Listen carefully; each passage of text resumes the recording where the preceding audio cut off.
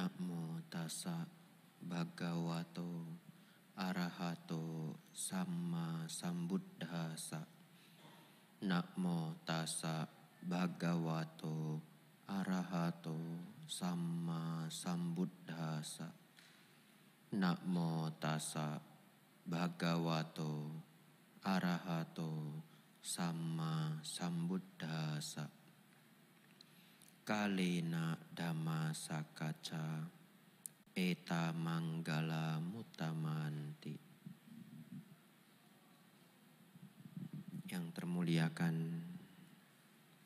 Sang Buddha, Dhamma dan Sangha, yang berbahagia pimpinan puja bakti, para romo dan ramani yang hadir, pengurus dan panitia wihara, serta Bapak Ibu, saudara-saudari semuanya, selamat malam. Namo Buddhaya.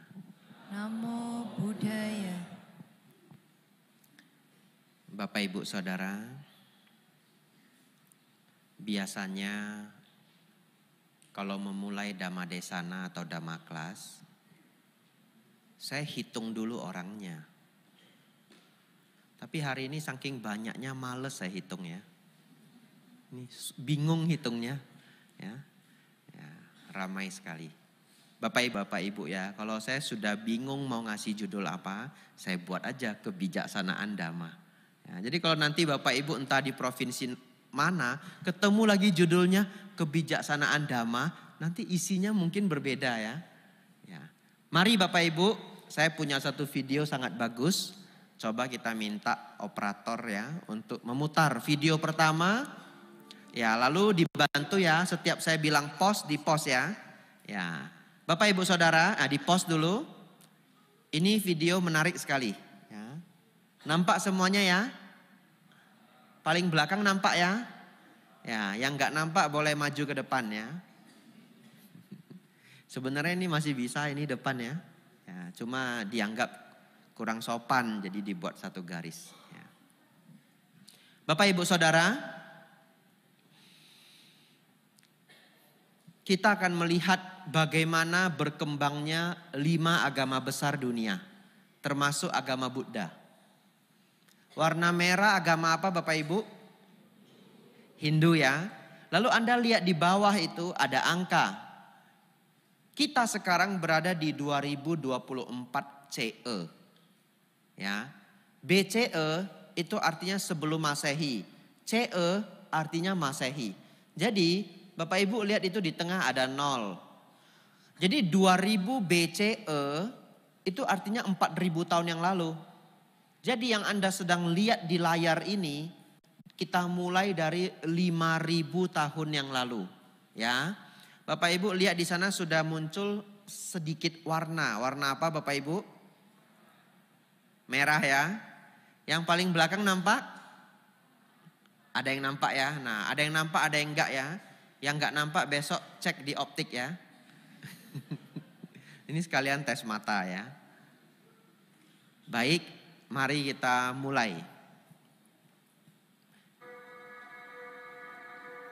Lihat Bapak Ibu, angka yang di bawah itu jalan ya. Ya, di stop dulu. Mundur sedikit. Biar ada tulisannya tadi. Ya, dimajuin gak apa-apa. Ya, pause. Baik, Bapak Ibu, tidak terasa 500 tahun sudah berlalu ya. Betul ya? Itu 500 tahun ini. Nah, jadi 10 detik di sana. Bukan ya, 10 detik di sini, 500 tahun di sana ya. Kita kayak alam dewa begitu ya. Kalau alam dewa kan begitu, 1 hari di alam dewa, 50 tahun di alam manusia. Ya, dewa yang tingkat paling rendah. Nah ini, kita 10 detik di sini, di sana sudah 500 tahun. Bapak Ibu Saudara, agama Hindu mengambil akar ya, atau mengambil tempat atau bertumbuh di lembah Indus. Bapak Ibu Saudara, semua yang warna merah ini sesungguhnya adalah ajaran spiritual yang sedang berkembang. Ajaran spiritual ini banyak sekali macam. Banyak sekali macam. Jadi antara satu ajaran dengan ajaran yang lain itu berbeda-beda.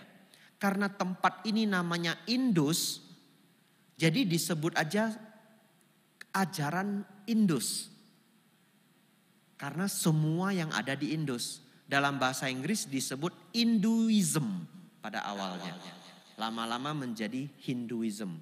Jadi Hindu di zaman ini itu sangat beragam.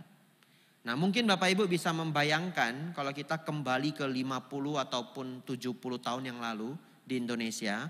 Agama Buddha belum berkembang seperti hari ini, banyak biku mengajar dhamma. Kelenteng ada di mana-mana, betul?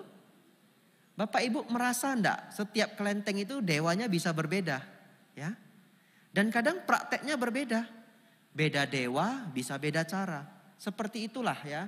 Di sini itu sangat beragam. Bahkan di zaman Sang Buddha, ini Sang Buddha belum muncul. Nanti di zaman Sang Buddha pun ada 6 pertapa yang sangat terkenal. Salah satunya Sang Buddha. Dan ajaran mereka berbeda-beda. Mari kita lanjutkan.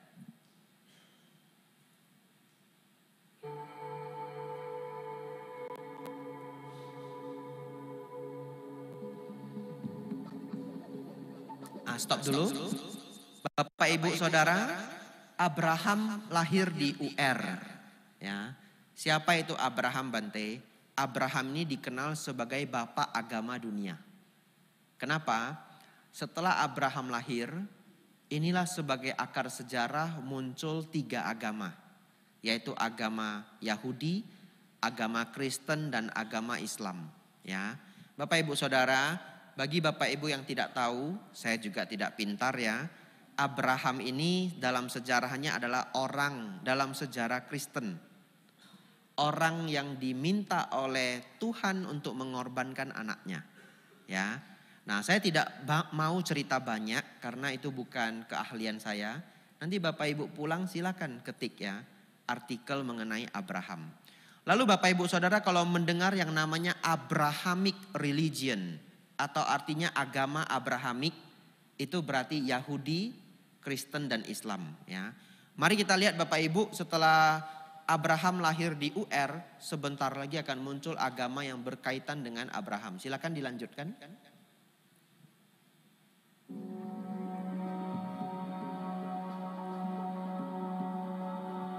Israel menguasai Canaan. Ya, saya juga tidak tahu. Nah itu Bapak Ibu ada warna biru sedikit ya. Ya, stop di sini. Maju sedikit biar muncul tulisannya. Bapak Ibu Saudara, stop lagi. Sang guru sudah datang ya. Sang Buddha lahir di Lumbini. Kalau dalam pendataan kita itu adalah 623 sebelum Masehi, ya. Mari kita lihat apa yang terjadi setelah Sang Buddha lahir. Silahkan dilanjutkan. Ya, stop lagi. Bapak Ibu Saudara, setelah Sang Buddha lahir, agama Buddha sangat berkembang. Tapi Anda lihat, warnanya itu orange, bukan kuning. Mengapa demikian? Karena di situ ada 2 ajaran, agama Hindu dan agama Buddha. Ya, kita lanjutkan.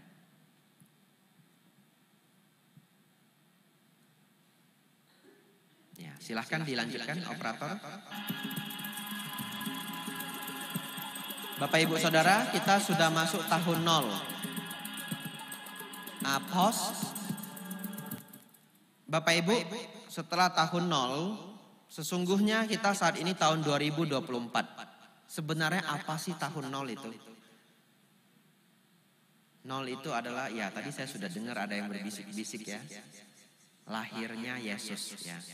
Jadi Bapak Ibu Saudara, kalau satu ketika Bapak Ibu ikut kuis Who Wants to be a Millionaire, lalu pertanyaan yang terakhir itu yang 1 miliar, pertanyaannya, berapa tahun yang lalukah lahir Yesus Kristus?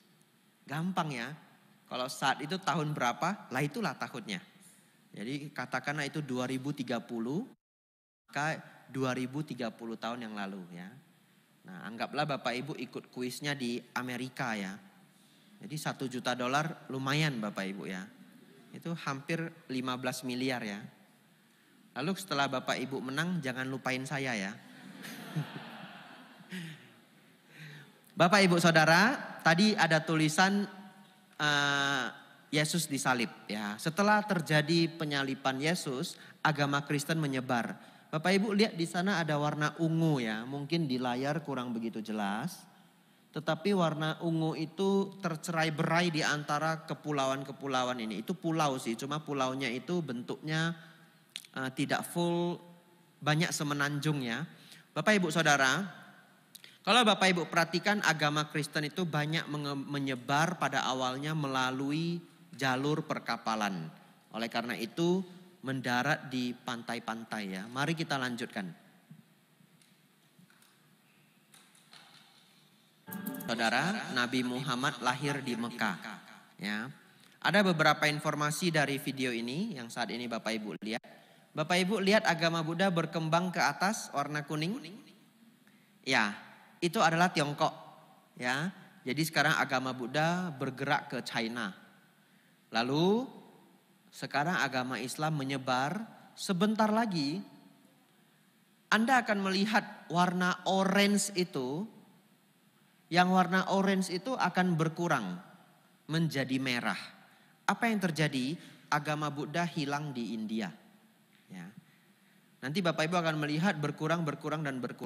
Kenapa agama Buddha hilang di India? Karena India diserang oleh Turki. Ketika India diserang oleh Turki, mereka ingin menghancurkan semangat masyarakat. Caranya adalah membunuh rohaniawan.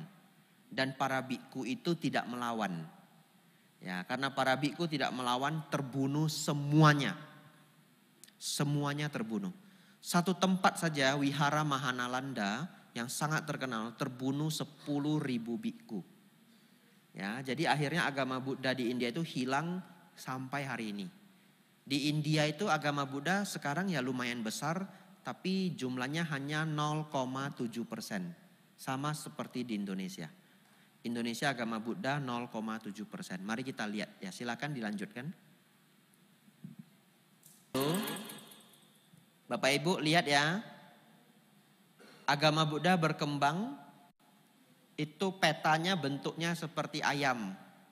Itu khas peta Tiongkok. Ya, peta Tiongkok itu bentuknya seperti ayam. Lalu di atas itu, atas sebelah kanan itu ada kepulauan. Ada pulau kecil ya, itu adalah Jepang Bapak Ibu ya. Di bawah Indonesia Bapak Ibu ya.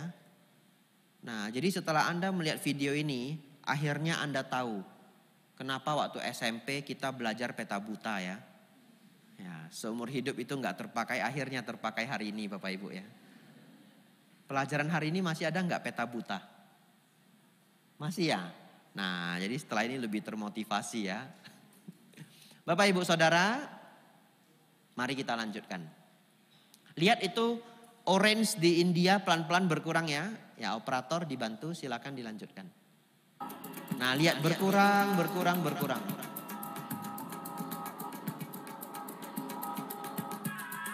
Bapak Ibu Saudara, agama Islam berkembang sangat besar. Oleh karena itu agama Islam dikenal sebagai agama yang pada zamannya hampir menguasai dunia. Ya, di stop. Bapak Ibu Saudara, saat ini agama Kristen adalah agama nomor 1 terbesar di dunia. 2 miliar pemeluk. Itu kenapa salah satu kontribusi terbesarnya adalah Christopher Columbus menemukan benua Amerika. Ya. Jadi setelah Christopher Columbus menemukan benua Amerika, agama Kristen menjadi besar ya. Mari dilanjutkan. Di stop. Agama Buddha saat ini adalah agama ketiga terbesar di dunia. Ya, 500 juta jiwa pemeluk lebih kurang. Dan di ASEAN atau Asia Tenggara, agama Buddha itu lebih kurang 40%, agama Islam 45%.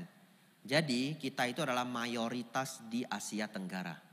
Minoritasnya itu hanya di Indonesia, 0,7%. Ya, jadi kalau Anda ingin merasa besar, ya hitunglah Asia Tenggara ya. Ya.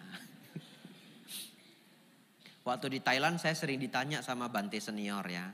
Tan kap, di Indonesia nya, Chao Put ni miกี่%? Bahasa Thai ya. Ya. Gak ada yang ngerti ya? Saya asal ngomong Anda juga mungkin percaya aja ya. Ya, Tan kap, Chao Put di Indonesia nya mi กี่%ครับ gitu ya, bahasa Thai ya. Ada berapa persen? กี่%itu berapa persen? Begitu saya jawab Bapak Ibu, mereka pasti sangat terkejut. 0,7%, 0,7%, dan mereka langsung terkejut. Ya, sesedikit itulah umat Buddha di Indonesia. Tetapi di Thailand bagaimana? Di Thailand 90% Buddhis. 80 juta jiwa. Jadi sekitar 72 juta jiwa itu Buddhis. Wiharanya ada 35.000. Bikunya ada 300.000. Ya. Jadi kalau Anda ingin merasa besar, renungkanlah Asia Tenggara. Ya. Kalau Anda ingin merasa kecil, renungkanlah Indonesia ya. Kalau Anda ingin sedang-sedang ya, potong-potong ya. Nah, ini dunia ya, ranking 3. Mari dilanjutkan sedikit, ini ada referensinya. Bapak Ibu Saudara, video ini dengan referensi yang baik ya. Jadi diambil dari, ya di stop dulu. Ya ini referensinya ya, ada Penn State University, itu Pennsylvania, sangat terkenal ya. Ada Yale University juga. Yale University itu Ivy League ya. Ivy League itu universitas kalau tidak salah 8 universitas paling bergengsi di Amerika. Baik Bapak Ibu Saudara, saya punya satu video lagi ya. Ini lebih spesifik. Mari kita putar video penyebaran agama Buddha. Sudah hampir jam 8 Bapak Ibu ya. Ya, tugas saya gampang, putarin beberapa video dan kelas habis. Baik, stop dulu. Bapak Ibu. Ya, di situ lebih bagus ya. Kita kembali ke masa lahirnya Sang Buddha ya. Masa berkembangnya agama Buddha. Nah, jadi ini menjadi menarik karena tadi kita melihatnya 5 agama besar. Sekarang kita spesifik melihatnya agama Buddha. Di sini Bapak Ibu, itu ada tulisan kecil warna kuning. Saya yakin sangat sulit untuk Bapak Ibu baca. Itu tulisannya adalah Pre-Sectarian Buddhism. Apa artinya? Agama Buddha sebelum ada sekte. Ya, jadi saya ingin memberi pencerahan ke Bapak Ibu. Ya, mungkin Bapak Ibu tidak pernah berpikir, pernahkah Sang Buddha membuat yang namanya Theravada, Mahayana, Tantrayana? Tidak pernah ya. Sang Buddha nggak ajar apa Bapak Ibu? Buddha Dharma, selesai, stop. Jadi kalau Bapak Ibu ketemu Sang Buddha, Bapak Ibu tanya Sang Buddha, apa ya bedanya Theravada sama Mahayana? Sang Buddha lantas nanya, lu muihami ya gitu. Lu tanya apa gitu? Theravada sama Mahayana bedanya apa? Beliau nggak pernah mendengar itu ya. Yang beliau ajarkan adalah Buddha Dhamma. Nanti Anda lebih shock lagi. Sang Buddha bahkan tidak pernah mendengar kata Tripitaka. Kenapa Bante? Nantikan sesi selanjutnya ya. Ya. Hari ini ada loh video pembuatan Tripitaka. Selama 9 tahun saya nyari video mengenai daun lontar tidak pernah ketemu. Akhirnya setelah 9 tahun saya ketemu video yang bagus sekali ya. Itu nanti penutupannya. Sengaja ya biar Anda nggak ngantuk ya. Jadi penasaran ini mana ini pembuatan Tripitaka. Bapak Ibu Saudara, mari kita lanjutkan.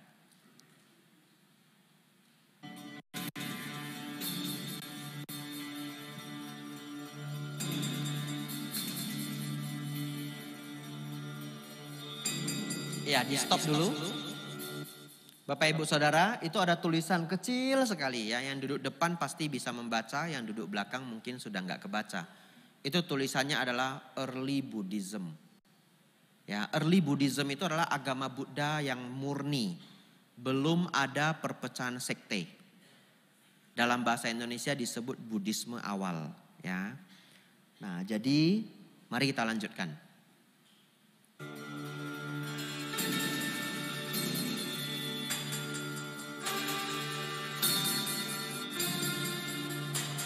First Buddhist Council Bapak Ibu ya, di stop sebentar. Konsili agama Buddha yang pertama ya. Kenapa dilakukan konsili? Dan ini terjadi ya sekitaran 100 tahun setelah Sang Buddha Mahaparinibbana. Kenapa dilakukan konsili? Karena pada saat itu ada pihak-pihak yang mulai mengajar agama Buddha yang salah. Ya, bahkan menurut sejarahnya, saya harus hati-hati menyebutkan ya, Bapak Ibu putar otak ya. Bahkan pada saat itu ada ajaran yang besar mulai melihat agama Buddha semakin berkembang. Dan mereka mau menghentikan itu. Caranya bagaimana? Caranya masuk ke dalam ajaran Buddha, ikut menjadi bikku. Setelah dia menjadi bikku yang sangat terkenal, dia mengubah ajaran dengan membuat catatan-catatan baru. Ya, itu caranya mengubah sebuah agama dari dalam. Jadi kalau Anda ingin menghentikan penyebaran agama, tidak harus selalu dari luar. Kalau dari luar bagaimana? Nabinya dihukum, nabinya dipenjara, pemeluk-pemeluknya ditangkap dan sebagainya. Ya, kalau itu adalah ajaran sesat, biasanya negara melakukan seperti itu. Di Jepang itu terjadi. Ada agama sesat yang membunuh banyak orang dengan gas sirin di kereta api. Namanya Aum Shinrikyo. Ya, Anda silakan cek sendiri, banyak story-nya di YouTube ya. Ya, kalau biasanya saya ngajar Pak Baja itu saya angkat biar anak muda itu pinter, jangan masuk ke ajaran sesat ya. Aum Shinrikyo itu akhirnya membunuh banyak orang. Itu sudah dibubarkan oleh negara Jepang. Bapak Ibu Saudara, jadi dilakukan konsili pertama, rapat Bapak Ibu ya, menentukan apa yang dharma, apa yang bukan dharma. Mari kita lanjutkan.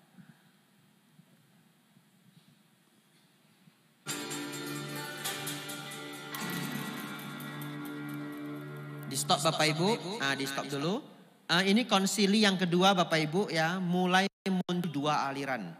Yang pertama adalah Stawirawada, yang kedua Mahasanghika. Satu warna kuning, satu warna orange. Kita lanjutkan.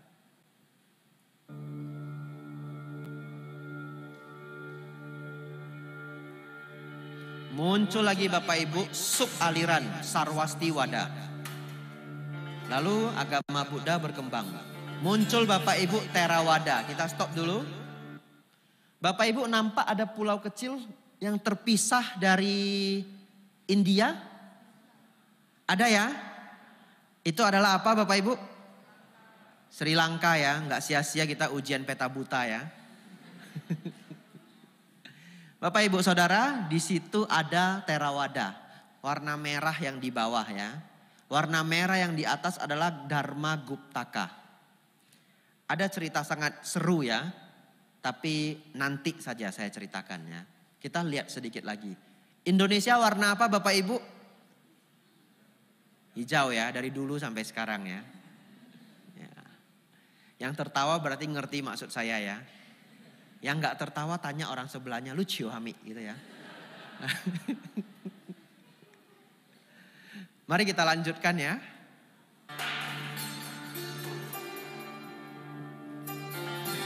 Sekarang Bapak Ibu ada banyak sekali aliran ya. Ada Pulgalawada, ada Vibhajawada, ada Dharma Guptaka. Sekarang masuk tahun 0 Bapak Ibu. Ya, kita stop dulu. Bapak Ibu Saudara, ini informasi berharga. Awalnya kenapa ajaran Buddha itu berkembang menjadi banyak aliran? Itu karena beda guru, beda teknik mengajar. Tapi pada awalnya ini semua ajarannya itu mirip. Bisa dikatakan 95% sama. Ya, bahkan di zaman ini nanti berkembang Mahayana. Kalau saya tidak keliru, Mahayana itu berkembang dari Mahasanghika. Nanti akan ada satu video lain, Anda akan melihat bahkan biksu Mahayana di zaman dulu jubahnya masih sama dengan jubah yang saya pakai. Ya, jadi berkembangnya itu pelan-pelan. Lalu Bapak Ibu Saudara, kalau teknik para guru mengajar berbeda-beda, apa yang menjadi ciri khas Theravada? Baik, Bapak Ibu Saudara, selama 500 tahun, berapa tahun Bapak Ibu? 500 tahun, semua ajaran Sang Buddha itu dihafal, tidak dicatat dimanapun. Pencatatan Tripitaka itu terjadi pertama kali adalah di Sri Lanka, di pulau kecil yang di bawah. Ditulis di atas daun lontar. Jadi karena itu adalah penghafalan, maka guru-guru itu menciptakan teknik mengklasifikasikan ajaran yang berbeda-beda. Karena mau dihafal harus dikelompokkan. Theravada menggunakan teknik yang panjang dengan yang panjang, yang pendek dengan yang pendek. Akhirnya kita mengelompokkan bagaimana yang panjang sama yang panjang. Namanya apa? Diga Nikaya. Diga artinya panjang. Dalam bahasa Indonesia kita pakai 17 Agustus kita sebut Dirgahayu. Dirga itu panjang, ayu itu umur. Dirga Sansekerta, diga bahasa Pali. Jadi seumur hidup Bapak Ibu mengucapkan Dirgahayu, bo bempe ya. Nggak tahu artinya, betul ya? Nah itu dirga artinya panjang, ayu artinya umur. Kita punya kitab semua ajaran Buddha yang panjang-panjang, kita sebut kelompok panjang. Kelompok panjang bahasa Palinya Diga Nikaya. Ada yang lebih pendek. Emang sependek apa Bante? Kalau yang panjang itu satu artikel bisa 34 halaman. Bisa 40 halaman. Sekarang yang lebih pendek namanya Majjhima. Majjhima artinya menengah. Tidak terlalu panjang, tidak terlalu pendek. Majjhima ini satu artikel bisa 6, 10 atau 15 halaman. Lebih pendek lagi Anguttara dan Samyutta. Anguttara dan Samyutta ini satu artikel 1 halaman, 2 halaman. Ya, bedanya apa Bante? Nah saya jelaskan lah ya, tapi saya khawatir minggu depan Anda juga lupa ya. Tapi enggak apa-apa lah, ini ada rekamannya. Ya, Anguttara itu dari kata angga dan utara. Angga, angka. Mirip ya? Angga, angka. Utara itu atas. Jadi Anguttara artinya angka yang meningkat sedikit demi sedikit. 1, 2, 3, 4, 5, 6, 7, 8, 9, 10, 11. Anguttara Nikaya ada kelompok 1 sampai 11. Dia kayak kamus. Apa maksudnya Bante 1 sampai 11?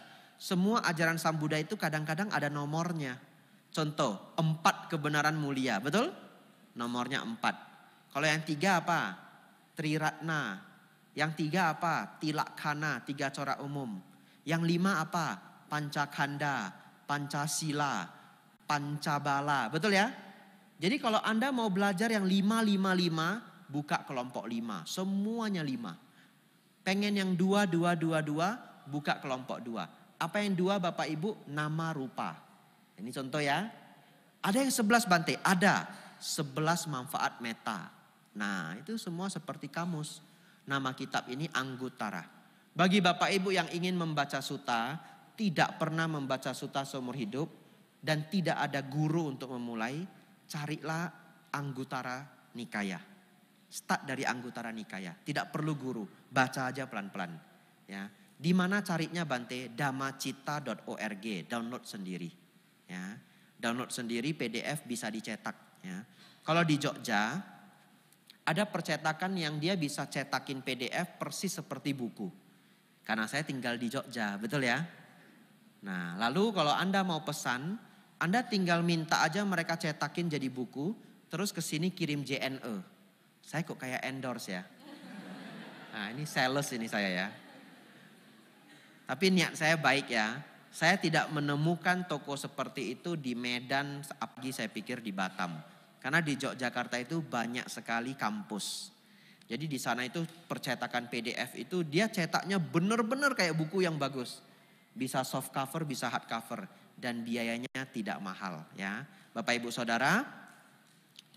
Lalu ada Samyutta Nikaya. Samyutta apa Bante? Samyutta itu per topik. Contohnya Dewata Samyutta, semua mengenai dewa. Karma Samyutta, semua mengenai karma. Nah lalu yang terakhir yang super pendek. Super pendek namanya Khuddaka.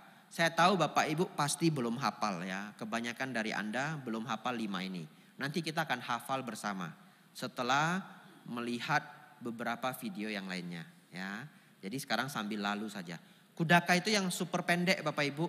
Contohnya apa? Dhammapada. Pernah baca Dhammapada? Pendek semua ya. Nah lalu Bapak Ibu Saudara, di zaman Sang Buddha, setelah Sang Buddha wafat, ajaran ini dibagi-bagi supaya ada divisinya. Jadi ada biku yang tugasnya menghafal Digha Nikaya, 34 sutta. Ada biku yang divisinya Majjhima Nikaya. Dia ngafal Majjhima Nikaya, berkelompok ini grup. Jadi ajaran itu tidak hilang karena nggak ada pencatatan, betul ya? Ada kelompok yang Samyutta, ada kelompok yang Anguttara. Sekarang saya mau tanya Bapak Ibu.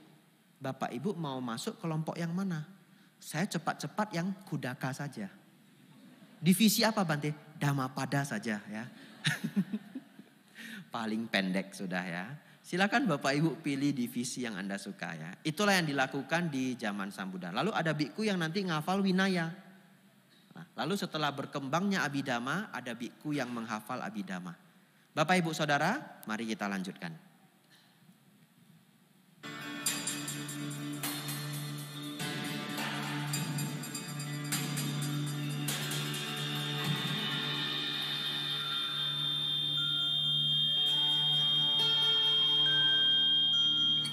Di stop. Itu ada tulisan kecil Bapak Ibu. Tulisannya Pali Kanon, betul? Nah itu ada tandanya di Sri Lanka, betul? Ya, pertama kali kitab Pali itu dicatat di Sri Lanka. Oleh karena itu, setelah dicatat jumlahnya banyak sekali. Lalu kita sebut sebagai 3 keranjang, ya. Bapak Ibu Saudara, ini jaraknya 500 tahun dari Sang Buddha wafat. Jadi kalau Bapak Ibu ketemu Sang Buddha, ini contoh saja ya. Kalau Bapak Ibu ketemu Sang Buddha ibaratnya, Anda menyebutkan Tripitaka, beliau tidak pernah mendengar makna itu. Oleh karena itu, penyebutan ajaran Sang Buddha yang paling tepat kita sebut sebagai Buddha Dhamma. Ya, ini pengetahuan untuk umat Buddha saja. Tapi tentu kalau kita di luar, kita tetap menyebutkan Tripitaka, kitab suci agama Buddha. Mari dilanjutkan.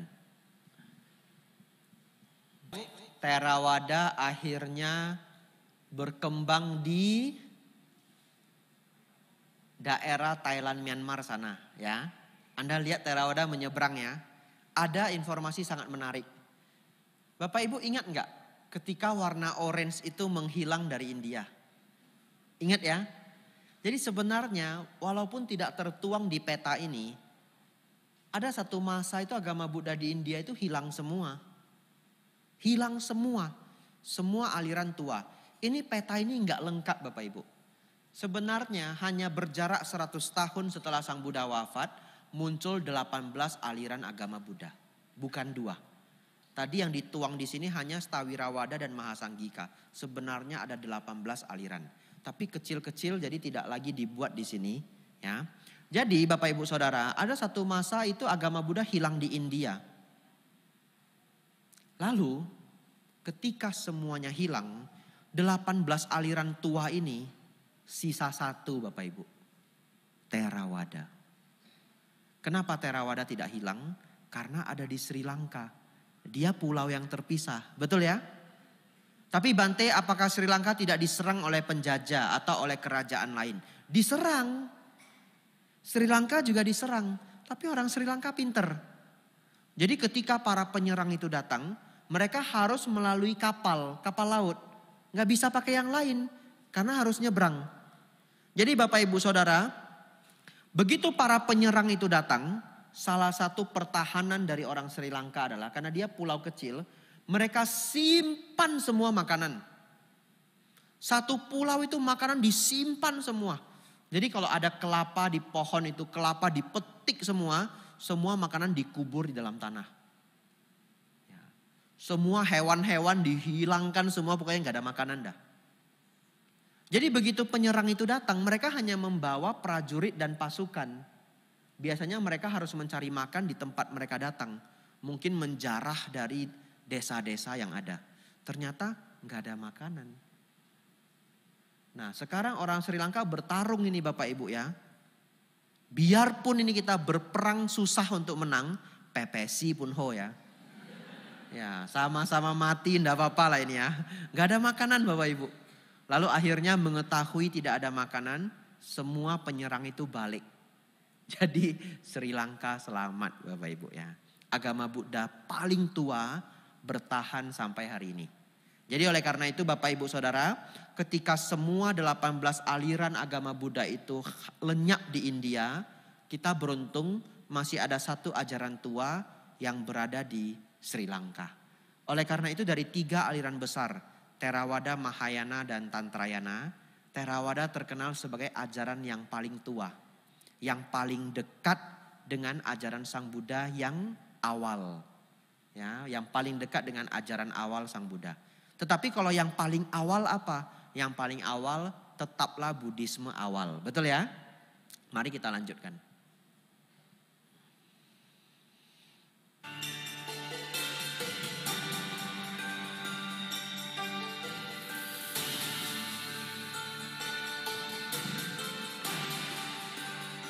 Agama Buddha masuk di Korea Bapak Ibu. Ya, di stop dulu. Ini menarik Bapak Ibu. Ya, diganti dulu ya. Ya, stop dulu. Bapak Ibu Saudara, itu peta Tiongkok warnanya orange, nampak ya? Itu sekarang tulisannya diganti, bukan lagi Mahayana. Tulisannya adalah Pure Land. Ya, Anda mungkin tidak terbaca ya. Terbaca enggak? Ada yang terbaca ya, Pure Land. Pure Land itu apa? Pure Land itu adalah salah satu dari aliran Mahayana. Ya, aliran yang mengatakan ajaran aliran alam surga Sukawati. Nanti Anda cari sendiri ya. Jadi Bapak Ibu Saudara, sekarang Mahayana juga berkembang Bapak Ibu ya. Nah, tadi kita cerita Theravada. Dari Sri Lanka, Theravada itu berkembang melalui jalur air menuju Asia Tenggara, masuk pertama kali di daerah sekitar Thailand dan Myanmar. Bapak Ibu Saudara, daerah di mana agama Buddha pertama kali tiba, ini disebut Suwarna Bumi. Suwarna Bumi itu artinya bumi emas. Suwarna artinya emas, bumi artinya bumi. Bumi emas. Tapi permasalahannya, Thailand mengklaim Suwarna Bumi ada di Thailand. Myanmar mengklaim Suwarna Bumi ada di Myanmar. Ya, jadi di mana Bante? Enggak tahu. Ya ikut aja lah. Percaya sama siapa ya ikut aja ya. Tapi Thailand pintar juga ya. Suwarna Bumi cepet-cepet dia jadi nama airport ya. Ya, jadi kalau Anda bilang Suwarna Bumi di mana? Thailand begitu ya. Tapi masing-masing daerah mengklaim. Ya, mari kita lanjutkan Bapak Ibu.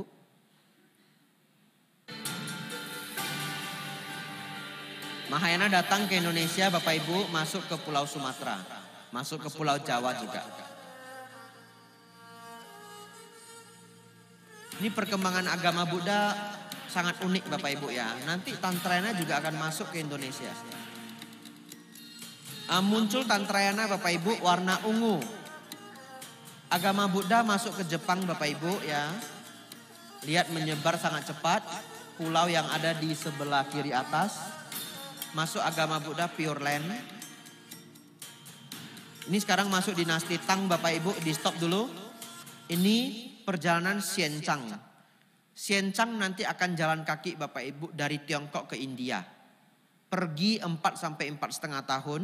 Tinggal di sana 9 tahun. Pulangnya sekitar 4 sampai 4,5 tahun. Total 17 sampai 17,5 tahun. Perjalanan Xianchang, jalan kaki, ya. Nanti kita ada videonya juga, ya. Ya, pokoknya hari ini tugas saya gampang. Putar video, selesai pulang ya. Ya. Kita lanjutkan Bapak Ibu.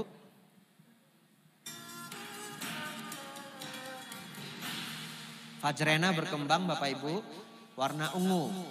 Bapak Ibu lihat agama Buddha sepi di India ya. Ya, agama Buddha mulai hilang di India, naik ke daerah atas. Bapak Ibu, Vajrayana masuk di Pulau Sumatera, Bapak Ibu nampak? Ya. Jadi Bapak Ibu nanti pembangunan Candi Borobudur itu sangat dipengaruhi oleh Tantrayana. Jadi sebentar lagi saya pikir Candi Borobudur akan muncul. Muncul ya. Bapak Ibu, dibangun Candi Borobudur. Di Jepang sekarang muncul aliran Zen Bapak Ibu. Kita stop dulu. Ya, aliran Zen berkembang di Jepang Bapak Ibu. Aliran Zen itu sesungguhnya juga berkembang pesat di Tiongkok. Namanya aliran Chan. Di Jepang namanya Zen, di Tiongkok namanya Chan, di Korea namanya Seon. Ini berasal dari bahasa Pali yang disebut jana.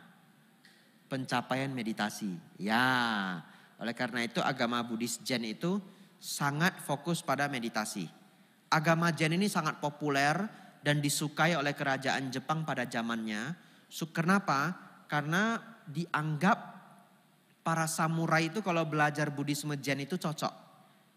Tidak banyak teori. Kalau terlalu banyak teori nanti para samurai itu jadi tidak banyak latihan pedang. Jadi agama Buddhisme Zen itu teorinya tidak banyak. Kebanyakan adalah meditasi. Dan itu bisa mengembangkan ketenangan. Jadi itu populer sekali di Jepang Bapak Ibu. Lihat Bapak Ibu, agama Buddha sudah hilang di India ya.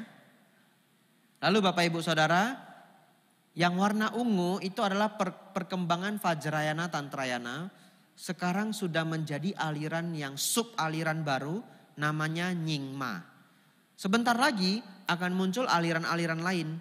Aliran di Tibetan itu ada cukup banyak. Kagyupa, Sakyapa, Gelugpa dan yang lainnya. Mari kita lanjutkan. Kita stop dulu. Tadi ada tulisan Tibetan Revival ya. Saya tidak tahu maksudnya. Ya, tetapi sepertinya Tibetan Revival ini maksudnya adalah penegakan kembali agama Buddha di Tibet. Jadi agama Buddha di Tibet itu pernah merosot Bapak Ibu. Ketika agama Buddha di Tibet merosot, mereka mengundang seorang guru sangat terkenal namanya Biksu Atisa. Biksu Atisa ini diundang dari Indonesia. Dan kalau tidak salah beliau adalah orang Bangladesh. Bikku keturunan Bangladesh tapi tinggalnya di Indonesia. Saat itu sedang ada di Indonesia. Ada di mana Bapak Ibu? Ada di dekat tempat saya tinggal. Dekat Wihara Mendut. Jadi Bapak Ibu di Wihara Mendut ada relik Biksu Atisa. Ya, dan setiap tahun dulu sebelum Covid, biksu-biksu Tibet itu datang ke Wihara Mendut untuk melakukan puja besar. Ramai sekali. Dan mereka tidak masuk ke Dharmasala. Mereka semua menghadap ke Rupang Arca Biksu Atisa. Ya, akhir-akhir ini setelah pandemi saya tidak tahu masih dirayakan atau masih ada enggak biku-biku Tibet yang datang ya. Karena saya sering pergi dari Wihara Mendut. Kalau saya pembinaan itu 1 bulan baru kembali. Ya, tetapi sepertinya mereka belum datang setelah Covid. Bapak Ibu Saudara, bagaimana kita bisa tahu Biksu Atisa itu dulu tinggalnya dekat Wihara Mendut? Jangan-jangan Bante Abhijato sok-sok ngeklaim aja gitu ya. Supaya keren ya. Ternyata tidak. Ada catatan peninggalan Biksu Atisa. Kalau beliau itu dulu bermeditasi di sekitaran Candi Mendut. Di pertemuan 2 sungai. Ya, jadi kebetulan di sana memang ada 2 sungai. Dan ada pertemuan dari 2 sungai itu. Beruntungnya Bapak Ibu, tanah di samping pertemuan 2 sungai itu saat ini adalah milik Wihara Mendut. Luasnya 2 hektar. Dari Wihara Mendut harus jalan kaki sekitar 20 menit. Harus lewat kuburan. Ini beneran ya. Ya. Dan sampai sekarang sayangnya ya tanah itu belum diapa-apain. Ya. Hanya kosong begitu, belum diapa-apain. Sebenarnya tempatnya sangat bagus untuk dibuat pusat meditasi. Ya, tapi sampai hari ini belum ada yang membangun ya. Ya, Bapak Ibu Saudara, mari kita lanjutkan.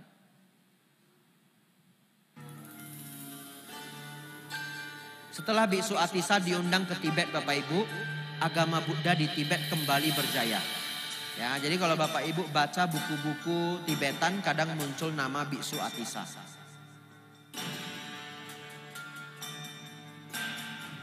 Ya, sekarang muncul aliran yang lain lagi, ada Tien, ada Tiantai ya. Muncul aliran Kagyu, Sakya, warna ungu ya.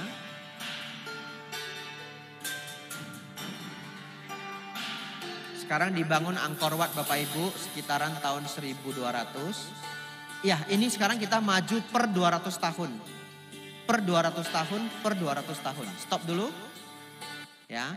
Jadi yang terakhir itu pergerakan yang cepat sekali itu per 200 tahun, per 200 tahun, per 200 tahun. Ini sekarang Bapak Ibu. Ya. Jadi saat ini memang inilah 3 aliran besar agama Buddha. Theravada warna merah, Mahayana warna kuning, Tantrayana warna ungu. Tetapi sebagai informasi saja, saat ini bisa dikatakan Theravada itu adalah sub atau school ya, bahasa Inggrisnya disebut school, sekolah. Itu artinya aliran. Aliran agama Buddha yang paling besar itu adalah Theravada. Enggak Bante, di peta enggak begitu. Betul ya? Ini Bante harus ke optik juga ini. Tapi karena kenapa? Karena di Mahayana dan Tantrayana mereka itu punya sub-sub aliran yang banyak sekali. Dan antara satu sub aliran dengan sub aliran yang lain itu ajarannya berbeda. Saya kasih contoh di Mahayana. Ada ajaran Sukhawati, alam Sukhawati. Yang melafalkan nama Buddha Amitabha. Dengan aliran Zen Buddhism. Itu kan sama-sama Mahayana. Tapi pendekatannya sudah sangat berbeda. Jadi di Mahayana itu banyak sekali aliran-aliran lagi. Di Tantrayana banyak sekali aliran-aliran lagi. Tapi Theravada semuanya Theravada. Betul ya? Ya, jadi Theravada itu akhirnya saat ini adalah yang paling besar. Ya, dulunya kecil Bapak Ibu ya. Di Pulau Sri Lanka sana. Nah, jadi masih ada di Pulau Sri Lanka. Baik Bapak Ibu Saudara. Silahkan ditutup videonya ya, atau dihabiskan aja. Ya dihabiskan, ini sebentar lagi habis dia. Iya Bapak Ibu Saudara. Coba lihat jam Bapak Ibu. Pek tiampo leo ya. Kita belum belajar dhamma ya. Dari tadi cuma lihat peta, dibawa jalan-jalan gitu. Sekarang kita belajar dhamma. Bapak Ibu Saudara, kan kita sudah melihat bagaimana agama Buddha itu berkembang menjadi banyak aliran. Ada 2 hal yang ingin saya bahas. Yang penting dulu. Yang penting adalah kalau begitu Bante, apa yang menjadi dasar ajaran Buddha sehingga aliran-aliran itu masih disebut agama Buddha. Bapak Ibu Saudara, masih disebut agama Buddha kalau dasar ajarannya masih sama. Agama Buddha itu memiliki 3 ajaran dasar. Tidak boleh pergi dari 3 ini. Yang pertama, memahami baik dan buruk. Ya, videonya dihitamin aja, biar semua fokus ke saya. Ya. Ya, ditutup aja enggak apa-apa. Ya. Nanti kita buka lagi untuk lihat video ya. Karena saya yakin konsentrasinya lebih bagus ya. Bapak Ibu Saudara, 3 ajaran utama masih disebut agama Buddha. Keluar dari ini tidak kita sebut agama Buddha. Yang pertama, memahami baik dan buruk. Baik itu apa? Baik itu adalah perbuatan yang bermanfaat bagi diri sendiri, bermanfaat bagi makhluk lain. Tidak merugikan diri sendiri, tidak merugikan makhluk lain. Ini disebut baik. Buruk Bante, yang merugikan diri sendiri dan merugikan makhluk lain. Kalau ada ajaran mengaku sebagai aliran agama Buddha, tapi enggak ngajari baik sebagai baik, buruk sebagai buruk, tidak kita ikuti. Betul? Tidak disebut agama Buddha. Yang kedua, memahami hukum kama wipaka. Ya. Jadi hukum karma itu adalah ajaran paling dasar dalam ajaran Buddha. Bapak Ibu sadar enggak? Kalau seseorang tidak memahami hukum karma, atau kalau seseorang tidak bisa mempercayai hukum karma, ajaran Buddha yang lainnya runtuh semua. Ya, saya kasih perenungan ya. Kita merawat 5 sila, betul Bapak Ibu? Kenapa merawat 5 sila? Karena percaya hukum karma. Kita tidak mau berbuat jahat. Kalau seseorang tidak bisa memahami, tidak bisa mempercayai hukum karma, dia nggak mau merawat sila. Sila runtuh. Mau nggak berbuat baik berdana? Mau kalau moodnya lagi happy.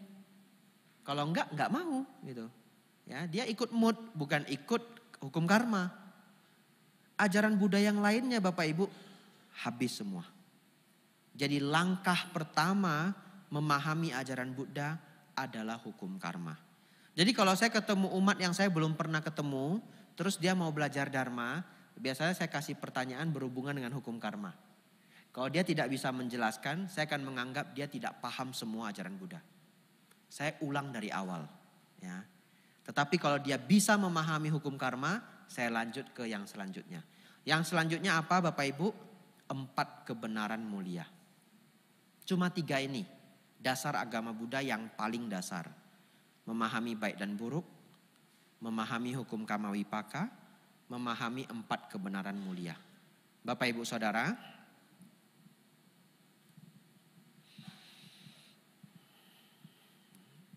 ini sudah 8 tahun yang lalu. 8 tahun yang lalu saya ketemu seorang ibu-ibu di satu desa namanya Kulon Progo. Ya, Kulon Progo sekarang menjadi desa tempat airport baru di Yogyakarta. Bapak Ibu Saudara, 8 tahun yang lalu saya ke sana ikut seorang bante. Sampai di sana Bapak Ibu, bantenya yang lebih senior dari saya itu bertamu di rumah salah satu umat yang masih keluarga beliau. Nah, karena waktu itu saya jadi biku belum lama Bapak Ibu ya. Dari kota jarang sekali ke desa. Ketika di Kulon Progo itu saya ketemu anak anjing. Karena saya itu suka sekali sama anak anjing. Kalau udah ketemu anak anjing itu sayang banget. Jadi saya ikuti anak anjingnya. Dia kemana saya ikutin gitu. Jadi saya nggak masuk ke rumah umat tersebut. Bante tersebut yang bertamu, saya main-main sama anak anjing ya. Maklum ya, anak kota Bapak Ibu ya. Ya. Lalu setelah saya main-main, saya ikuti anak anjing itu, tiba-tiba muncul seorang ibu-ibu yang saya tidak kenal. Coba Bapak Ibu bayangkan kalau Bapak Ibu jadi saya. Tiba-tiba ibunya manggil, Bante, Bante, Bante. Iya Bu. Bante boleh enggak saya tanya? Boleh silakan Bu. Tapi Bante jangan marah ya. Enggak Bu, silakan mau nanya apa silakan. Bante, 7 tahun yang lalu saya membunuh ayah saya Bante. Karmanya bagaimana ya? Nah, itu pertanyaannya Bapak Ibu. Saya membunuh ayah saya Bapak. Dia katakan begitu ya. Karmanya bagaimana? Lalu saya agak takut juga ya. Mungkin kalau saya salah jawab dibunuh juga ini ya. Ayahnya aja dibunuh, apalagi saya enggak kenal ini. Terus saya tanya, Bu, gimana ceritanya? Nah lalu dia ceritakan. 7 tahun yang lalu Bapak Ibu, ayahnya itu sakit. Karena ayahnya sakit, dia bawa ke puskesmas di desa. Setelah diobati beberapa hari, penyakitnya semakin parah. Lalu dia memutuskan untuk menyewa mobil, membawa ayahnya ke kecamatan yang lebih besar. Ke puskesmas yang lebih besar. Di desa Bapak Ibu, para warga itu tidak semua punya motor, punya mobil. Jadi kehidupan di desa itu unik. Kalau mereka mau belanja sesuatu, nitip mau naik motor ke depan begitu, 20 menit atau 15 menit itu, mereka cari anak muda yang punya motor. Ya, antar saya ke depan nanti dikasih ongkos 15.000, 20.000, siapa aja boleh. Jadi nggak harus ojek, nggak ada ojek Bapak Ibu. Cari aja tetangga yang lagi nganggur. Mobil juga sama, cari tetangga yang punya mobil yang lagi nganggur, diantar ke tempat tujuan tapi harus dibayar. Nah, lalu Bapak Ibu Saudara, ayahnya dibawa ke puskesmas kecamatan yang lebih besar, klinik di kecamatan, berobat di sana beberapa hari lalu sembuh. Setelah sembuh, pulang Bapak Ibu. Beberapa minggu kemudian ayahnya sakit lagi. Tapi yang kali ini sakitnya lebih ringan. Karena sakitnya lebih ringan, ibu ini berpikir enggak usahlah ke puskesmas yang jauh. Karena biayanya mahal. Orang desa kan ekonominya pas-pasan. Tidak semua ya, orang desa yang tajir juga ada. Ya, ibu ini pas-pasan. Lalu Bapak Ibu Saudara, ibu ini memutuskan untuk di puskesmas di desa aja. Namun naas Bapak Ibu, beberapa hari kemudian ayahnya meninggal. Ya. Setelah ayahnya meninggal, semua saudara-saudara kandungnya pulang, ngumpul. Dan saudara kandungnya itu semua sepakat Bapak Ibu memarahi dia. Kenapa kamu tidak bawa bapak ke klinik yang lebih besar? Kenapa? Kenapa kamu nggak bawa bapak ke rumah sakit? Ini bapak ini mati gara-gara kamu. Kamu ini yang bunuh bapak itu. Dan saudaranya bukan 1-2 orang, semua itu kamu yang bunuh bapak. Akhirnya itu terkonsep di pikirannya Bapak Ibu. Dia benar-benar menganggap dia yang membunuh ayahnya. Sekarang Bapak Ibu Saudara, secara dharma, apakah ibu itu membunuh bapaknya? Kenapa Bapak Ibu? Niat. Ingat Bapak Ibu, ini kata kuncinya ya. Hukum karma itu dimulai dengan niat.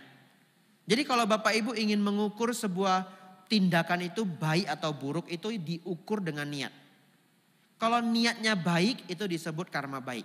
Kalau niatnya buruk itu disebut karma buruk. Cuma kadang-kadang di hidup ini, niat sudah baik, hasil belum tentu baik. Betul ya? Niat kita bantu, tapi ternyata orangnya kejeblos gitu. Itu di luar kuasa kita, di luar kontrol kita ya. Tapi yang menjadi penentu karma adalah niat. Contoh. Kalau ada seorang dokter Bapak Ibu, pasiennya datang. Dokter sudah berjuang meresepkan yang obat yang terbaik. Misalkan orangnya sakit jantung, dikasih resep yang banyak. Kalau orang sakit jantung masuk rumah sakit Bapak Ibu, ini intermezzo saja tapi baik untuk diketahui. Salah satu obat yang dibuka oleh dokter itu obat pencahar. Ya, lucu ya. Apa hubungannya Bante sakit jantung sama pencahar? Ternyata orang yang sakit jantung itu tidak boleh ngeden. Tahu ngeden? Ngeden itu berjuang untuk ngeluarin kotoran, ya. Jadi biasanya kick ya. Nggak boleh kick ya. Nggak boleh ngepres. Itu bahasa Jawanya ngeden itu. Nggak boleh ngeden. Jadi supaya nggak ngeden, dikasih obat pencahar biar buang air besarnya gampang. Nah kalau dokter itu sudah berjuang meresepkan yang terbaik, tapi besok pasiennya meninggal. Apakah dokter itu karma buruk? Tidak sama sekali ya. Dia sudah berjuang yang terbaik. Tetapi bagaimana kalau dokternya niat jahat? Bisa. Kalau dokternya niat jahat itu karma buruk. Sudah tahu ini pasien sakit jantung, dia kasih obat yang banyak-banyak supaya buang air besarnya susah gitu ya. Nah, dia kasih obat diuretik misalkan atau kasih obat itu, obat mencret. Obat mencret itu kan bikin kotoran jadi keras, betul ya? Misalkan motilium, saya kok jadi jualan obat ya? Salah ini, salah ya. Ya, jadi kalau seseorang niatnya buruk, karma buruk. Bapak Ibu Saudara, akhirnya saya jelaskan ke ibu ini 20 menit panjang sekali, tidak saya ulang di sini ya. Selesai 20 menit ibu itu 45 menit mungkin semuanya ya, panjang pokoknya saya sudah lupa, itu sudah 8 tahun yang lalu. Saya jelaskan apa itu karma, bagaimana itu niat dan sebagainya. Akhirnya ibu itu mengerti Bapak Ibu. Untuk hari ini Bapak Ibu hafal 2 saja. Hukum karma itu sederhana. Barang siapa berbuat kebaikan, berbuah kebahagiaan. Perbuatan buruk, berbuah penderitaan. Itu saja kuncinya. Perbuatan baik berbuah kebahagiaan. Perbuatan jahat, perbuatan buruk berbuah penderitaan. Yang disertai niat. Bapak Ibu Saudara, masalah ibu ini beban 7 tahun selesai Bapak Ibu. Itulah luar biasanya dharma ya. Oleh karena itu Bapak Ibu ada waktu semangat belajar dharma seperti hari ini. Bapak Ibu Saudara, baik, saya akan putarkan video Xian Chang. Ini video mungkin video terbaik hari ini ya. Nggak tahu kenapa saya sudah putar di banyak provinsi, banyak yang suka. Biasa tiba-tiba masuk chat, Bante video tadi yang Tong Samcong Apa ya namanya ya? Ya, Xiancang itu Tong Samcong ya. Bapak Ibu Saudara, jadi ceritanya Biksu Xiancang ini jalan kaki totalnya itu pergi 4,5 tahun, tinggal di sana 9 tahun, pulang 4,5 tahun, 17 tahun. Kisah yang sangat luar biasa. Setelah pulang, dia membawa catatan yang sangat banyak. Karena setiap dia kemana, dia catat semuanya. Jadi ketika pulang itu menjadi harta karun kerajaan.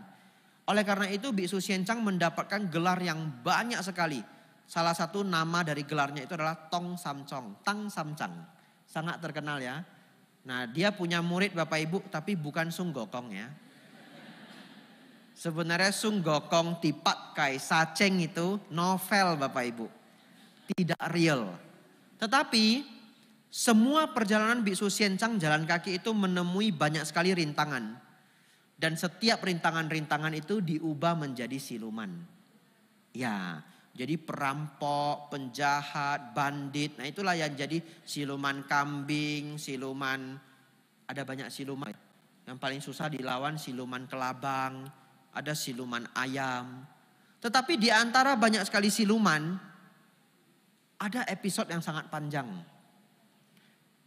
Kisah sebenarnya adalah Tong Samcong dan para prajurit-prajurit kerajaan melalui desa prostitusi. Apa itu desa prostitusi Bante? Desa pelacuran. Nah setelah mereka jalan kaki sebegitu lama, para prajurit itu sama perampok nggak takut Bapak Ibu. Sama bandit itu nggak kalah. Longsor salju juga nggak kalah. Kalahnya ketika masuk desa pelacuran. Para wanita memanggil, "Mai kia liao lah. Hiak cuan hiak hui. Tua aku lah itu tiok ya." Gitu ya. Nah gak usah jalan lagi, capek. Perjalanan jauh. Kalian tinggal di sini aja. Bayangkan itu para prajurit setiap hari jalan kaki six pack semua ya. Iya. Begitu ketemu di sana, banyak prajurit minta resign Bapak Ibu. Gak mau lagi jadi prajurit. Di sini paling bagus. Tong Samcong jalan sendiri biaukin ya. Bapak Ibu Saudara, kisah desa prostitusi ini diubah menjadi siluman laba-laba. Itu episode paling panjang Bapak Ibu. Itu silumannya sakti menjerat begitu banyak orang. Zaman itu menjerat para prajurit. Bapak Ibu Saudara, perjalanan ini banyak memakan korban. Karena ketika melewati pegunungan Himalaya terjadi longsor salju, banyak sekali prajurit yang mati. Bahkan prajurit yang mati itu sangat luar biasa.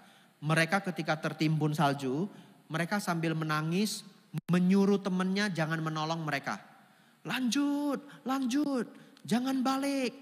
Karena kalau temannya balik mereka takut mati semua. Jadi mereka itu sambil menangis minta temannya pergi. Karena mereka tahu mereka pasti mati. Jadi perjalanan yang sungguh sangat sulit. Mari kita lihat ketika Biksu Xiancang tiba di Wihara Nalanda. Ya, silakan diputar. Bapak Ibu Saudara, ini adalah penampakan Wihara Mahanalanda di India. Kalau Bapak Ibu saat ini ke sana, ini semua sudah runtuh. Tinggal runtuhan. Kalau Anda ikut trip Damayatra ke India, pasti dibawa ke sini. Dan ini luasnya Bapak Ibu di zaman dulu adalah 10 kilometer. Tapi sekarang yang digali itu hanya 1 kilometer. Ya, tidak heran ya, ini adalah wihara sekaligus universitas. Ini adalah salah satu universitas tertua di dunia. Universitas Mahanalanda. Kenapa saya mengatakan tidak heran 10 kilometer? Karena kalau Bapak Ibu saat ini pergi ke universitas di Indonesia, universitas besar ya. Di Sumatera ada USU, Universitas Sumatera Utara. Ada UI, UGM, Erlangga di Surabaya. Semuanya juga luasnya luar biasa. Ya, jadi tidak heran kalau universitas itu besar. Mari kita lanjutkan. Bapak Ibu Saudara, kita lihat Biksu Xiancang sudah ganti jubah yang mirip dengan teman-temannya yang baru ya. Ya, ini jubah Mahayana Bapak Ibu tapi yang versi lama. Persis yang saya pakai. Hanya bedanya warnanya lebih terang ya. Ya, kita stop dulu. Dan di Thailand warna jubah biku itu juga beragam. Ya. Bante, kenapa warna jubah bisa beragam? Sebenarnya dulunya itu beragam karena jubah itu diwarnain dengan batang kayu. Ya, sejenis batang kayu yang mengeluarkan warna itu direbus bersamaan dengan kain putih. Oleh karena itu dari pohon yang alamiah, warnanya tidak konsisten. Kadang lebih terang, kadang lebih gelap, kadang lebih merah, kadang lebih orange. Nah, dan itu diperbolehkan oleh Sang Buddha. Ada warna-warna di Vinaya yang tidak boleh. Jadi sisanya boleh. Apa yang tidak boleh, Bante? Putih tidak boleh, hitam tidak boleh, biru tidak boleh, merah tidak boleh. Ada satu lagi sangat tidak boleh ya. Kalau saya pakai langsung dipecat Bapak Ibu. Pink tidak boleh Bapak Ibu ya.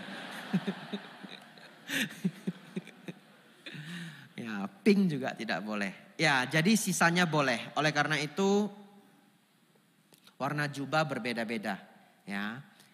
Lalu saat ini di Thailand dulu ya beberapa puluh tahun yang lalu, masing-masing wihara itu kepengen punya karakter sendiri. Jadi mereka bikin warna yang berbeda-beda.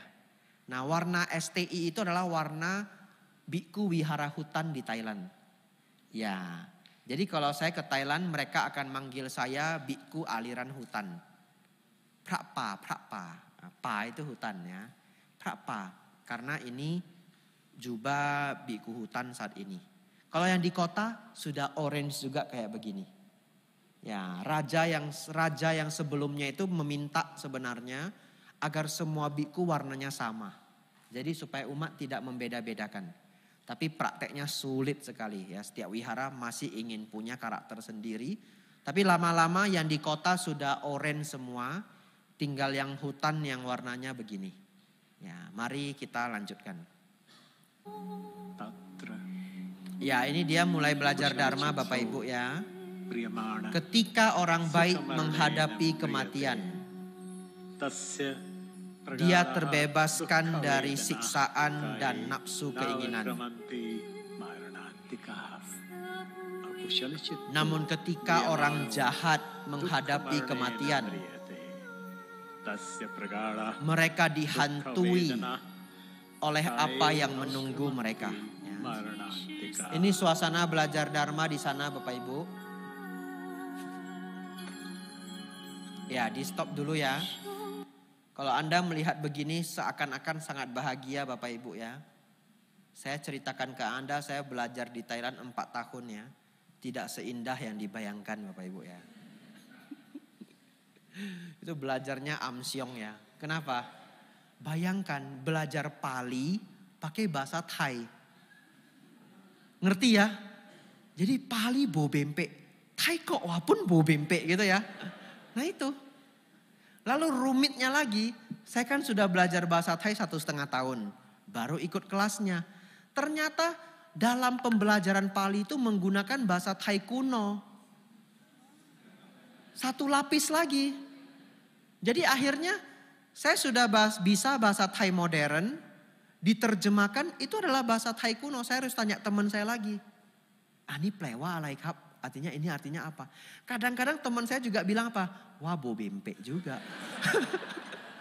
Dalam hati saya mikir ini orang Thai aja bobempe apalagi saya.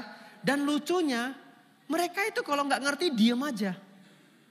Mungkin takut dimarahin guru ya. Saya yang angkat tangan.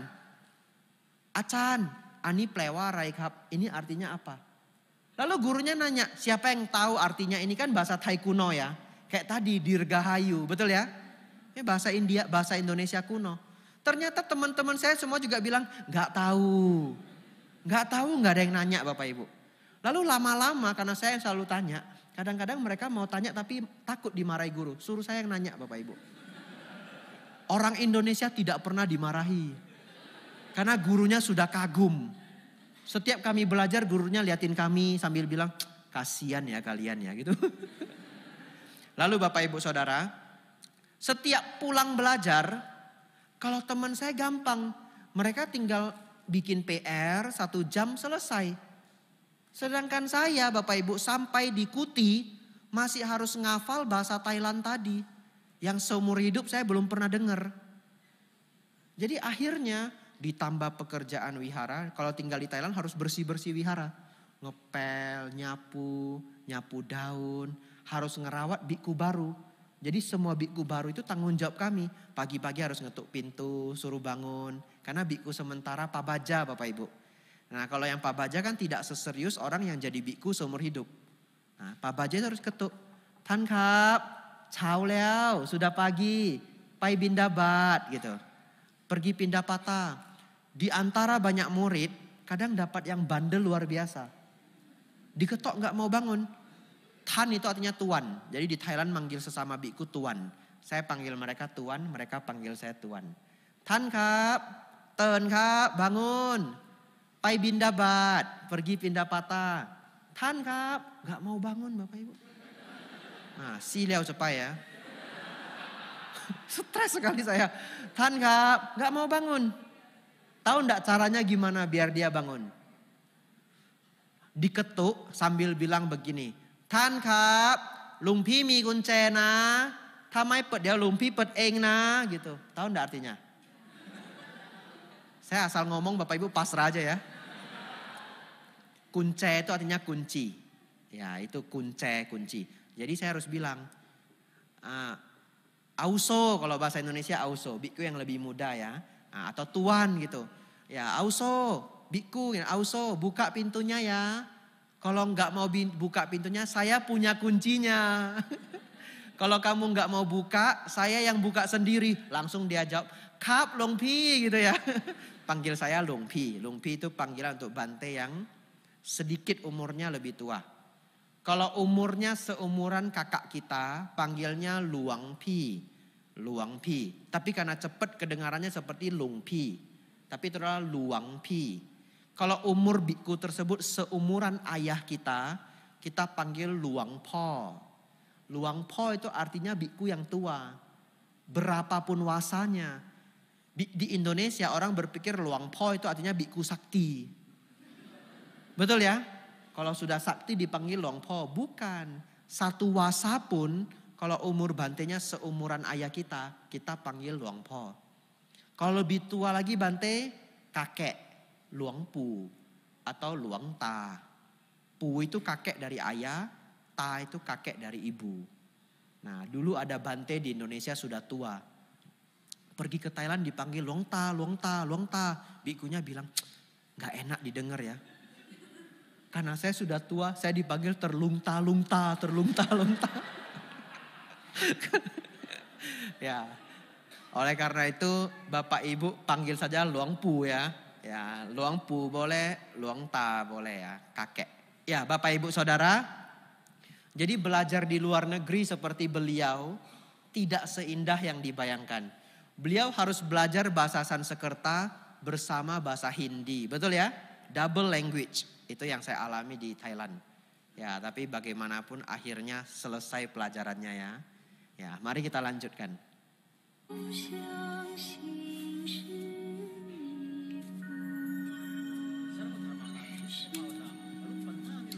Ya ini mirip sekali dengan saya ketika di Thailand. Saya punya sahabat baik namanya Bante Kambalo. Setiap sore kami diskusi dhamma. 5年过得很快，回禅的日子也越来越近。临走之前，我想再看一看天主。谁知道这一走5 tahun berlalu Bapak Ibu. Biksu Xiancang berkelana lagi, 5 tahun juga berlalu. Jadi 10 tahun berlalu Bapak Ibu. Akhirnya beliau datang di Bodh Gaya.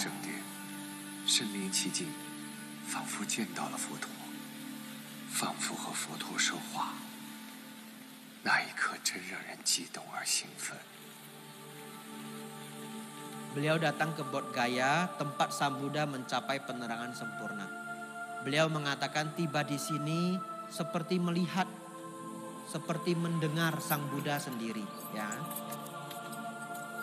Ya, stop dulu.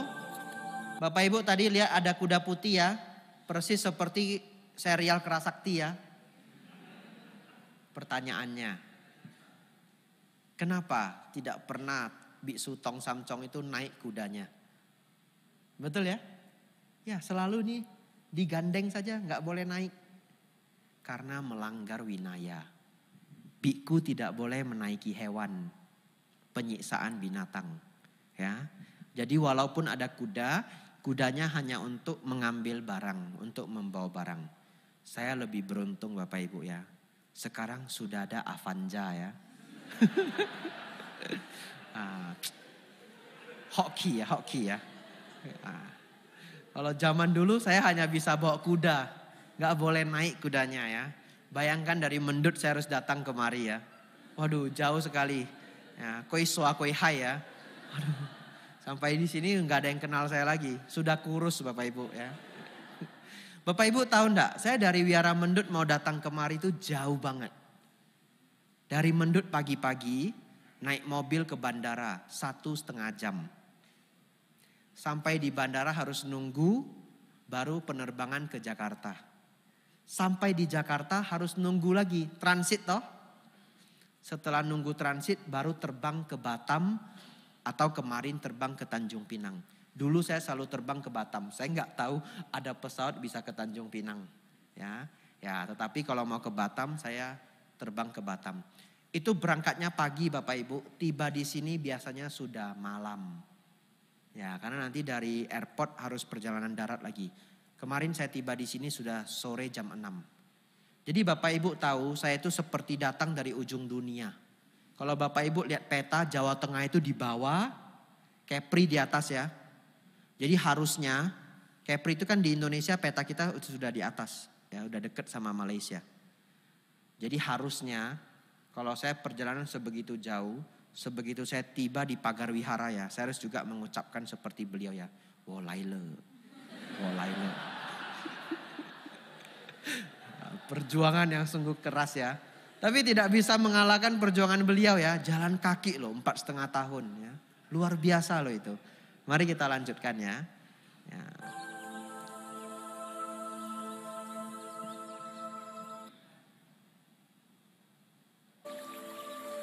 Ya habis videonya ya, ini ngulang. Ya ditutup saja. Bapak Ibu Saudara, kenapa saya memutar video ini? Ada maksud saya. Ya. Bapak Ibu bayangkan, Biksu Xianzang sangat luar biasa ya. Kalau saya ke India, saya selalu senang sekali ke museum beliau. Selalu dibawa ke museum beliau, itu trip Damayatra. Katanya ada museum beliau di Tiongkok, tapi saya belum pernah ke sana. Ya, mungkin itu destinasi saya kalau ada karma baik. Saya ingin sekali melihat tempat beliau. Kenapa begitu Bapak Ibu? Karena beliau itu yang selalu memberi saya semangat belajar Dhamma. Belajar Dharma itu sulit. Kalau Bapak Ibu membaca suta, kadang panjang sekali. Sutanya belum habis Bapak Ibu, kita sudah ngantuk. Tetapi saya selalu mengingat, saya tidak ada apa-apanya. Kita tidak perlu jalan kaki ngabisin waktu 17 tahun untuk belajar Dharma. Betul Bapak Ibu? Ya, kita sudah bonus banget. Sekarang suta sudah diterjemahkan ke bahasa Indonesia. Anda bisa download gratis. Ada di Suta Sentral, satu lagi di dhammacita.org. Kadang-kadang di wihara juga di perpustakaan ada Bapak Ibu. Nah oleh karena itu hari ini saya menitipkan. Sebenarnya itu bagian dari pelajaran saya. Tapi saya lihat jamnya sudah nggak cukup. Ya, sudah jam 9:05. 3 pelajaran kita hari ini adalah 1, baik dan buruk. 2, hukum kama wipaka. Yang ketiga, 4 kebenaran mulia. 4 kebenaran mulia ini Bapak Ibu adalah SPD saya 2 hari. Day 1 sama day 2. 2 hari. Nah karena kemarin saya melihat kegiatan saya di sini cuma 1 hari, saya nggak sanggup menyinggung. Kalau menyinggung harus selesai. Oleh karena itu saya minta Bapak Ibu nanti belajar sendiri. Saya sudah ngajar di 2 wihara, Bapak Ibu nanti cari videonya. 1 di Wihara Maha Sampati Medan. Ya, Bapak Ibu pulang cari channelnya, masukkan di live kalau nggak salah, cari SPD saya 2024. Hanya 2, hari 1 dan hari 2. Dua-duanya adalah membahas 4 kebenaran mulia. Kemarin di Tanjung Pinang saya juga bahas itu 2 hari. Jadi kalau Anda mau dengar yang rekaman Tanjung Pinang silakan, VGV ya, Wihara Gunawijaya. Semoga Anda pulang, Anda nonton sendiri. Kalau Anda malas, renungkanlah Biksu Xianzang ya. Beliau berjalan 17 tahun ya. Anda tinggal klik, habis kuota sedikit ya. Males ya Bante ya. Kanganece ya Bante ya. Jinchuana. Saya cuma bisa jawab koi tawa gitu ya. Ya, enggak perlu jalan 17 tahun. Baik, Bapak Ibu Saudara, saya singgung judulnya ya. Sepertinya tadi saya mulai jam 7:20 atau jam 7:25 ya, saya sudah lupa. Dhamma kelas itu biasa 2 jam. Kalau di atas 2 jam Bapak Ibu sudah terlalu lelah. Bukan saya nggak mau manjangin, tapi ada yang sudah nggak sanggup, nanti udah nggak bisa konsentrasi. Saat ini aja Bapak Ibu udah capek sekali ya, beda sekali dengan 1,5 jam yang lalu. Oleh karena itu, ini penutupan Bapak Ibu. Terakhir sudah, boleh ya, boleh. Mai Huan Lo ya. Saya berikan dharma sedikit untuk kita hafal. Setelah itu kita tonton video mengenai pembuatan Tripitaka. Begitu ya. Bapak Ibu Saudara, 4 kebenaran mulia. Yang pertama adanya duka. Yang kedua sebab duka. Sebab duka itu adalah nafsu keinginan dan ketidaktahuan. Dalam bahasa Pali, tanha dan awija. Yang ketiga, ada lenyapnya duka, disebut nibbana. Dan yang keempat, jalan menuju lenyapnya duka, disebut jalan mulia berunsur 8. Ini beneran hanya judulnya. Semoga Bapak Ibu pulang ikuti pelajaran 2 hari tadi. Wihara Mahasampati. Jalan menuju lenyapnya duka Bapak Ibu sangat terkenal. Disebut sebagai jalan tengah. Jalan mulia berunsur 8. Ya. Nanti ketika Bapak Ibu belajar dari video itu, semoga Bapak Ibu bisa menghafal nomor 1 sampai 8. Karena sayang Bapak Ibu, ini beneran adalah inti ajaran Buddha. Kalau kita tidak hafal 8 ini rasanya sayang sekali ya. Pandangan benar, pikiran benar, ucapan benar, perbuatan benar, penghidupan benar. Stop dulu, 5 dulu. Kenapa 5 dulu Bante? 5 ini adalah cara hidup yang benar. 3 lagi adalah meditasi. Jadi 5 tambah 3, 8. Ya. Pandangan benar, pikiran benar, ucapan benar, perbuatan benar, penghidupan benar. 3 lagi adalah meditasi Bapak Ibu. Usaha benar, perhatian benar, meditasi benar. Ya. Ini nanti ada di pelajaran saya hari kedua. Semoga Bapak Ibu benar-benar rajin pulang pelajari ini. Bapak Ibu Saudara, 3 inilah disebut dasar ajaran Buddha. Apapun alirannya harus memiliki 3 ajaran ini. Baik dan buruk, hukum kamawipaka, dan 4 kebenaran mulia. Kalau Bapak Ibu ditanya satu ketika oleh orang, dari semua ajaran Buddha, yang mana yang paling mendasar? Bapak Ibu jawab, 4 kebenaran mulia. Ingat ya, 4 kebenaran mulia. 4 kebenaran mulia ini seperti awalnya sungai. Awalnya mata air sungai.